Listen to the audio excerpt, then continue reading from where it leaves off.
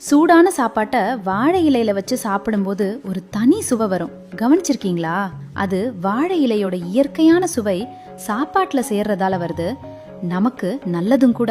ஆனா அதே சூடான சாப்பாட்டை பிளாஸ்டிக் தட்டுலையோ இல்ல பிளாஸ்டிக் கவர்லயோ வச்சா என்ன ஆகும்? அங்கதான் நமக்கு தெரியாமலேயே ஒரு ஆபத்து நம்ம உணவுக்குள்ள கசிய ஆரம்பிக்குது.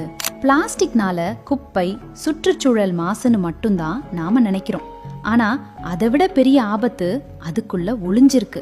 பிளாஸ்டிக்கை அழகாக்க, மென்மையாக்க, அது நீடித்திருக்க, ஏன் தீப்பிடிக்காம இருக்கன்னு ஆயிரக்கணக்கான நச்சு வேதிப்பொருட்களை அதுல சேர்க்கிறாங்க. நாம அதுல சூடான உணவையோ டீயையோ ஊத்தும் போது, இல்ல அந்த பிளாஸ்டிக் டப்பா பழையதாகி தேய்மானம் அடையும் போது அந்த நச்சு கெமிக்கல்கள் மெதுவா உணவோட கலந்து நம்ம உடம்புக்குள்ள போகுது. இது சாதாரண விஷயம் இல்லைங்க. ஹார்மோன் குறைபாடு, குழந்தையின்மை பிரச்சனை, புற்றுநோய் வர்றதுக்கு கூட இது மிக முக்கிய காரணம்னு மருத்துவ ஆய்வுகள் எச்சரிக்குது. பிளாஸ்டிக்ங்கிறது வெறும் சுற்றுச்சூழல் பிரச்சனை மட்டும் கிடையாது. அது நம்ம ஆரோக்கிய பிரச்சனை, நம்ம பொது சுகாதார பிரச்சனை. இதுல அரசாங்கம் எடுக்க வேண்டிய நடவடிக்கைகள் நிறைய இருக்குது. அதே வேளையில நாமும் எங்கெல்லாம் பிளாஸ்டிக்கை தவிர்க்க முடியுமோ அங்கெல்லாம் தவிர்த்துட்டு எவர் சில்வர், கண்ணாடி, மண் பாண்டங்கள் மற்றும் நம்ம பாரம்பரிய வாழை இலைய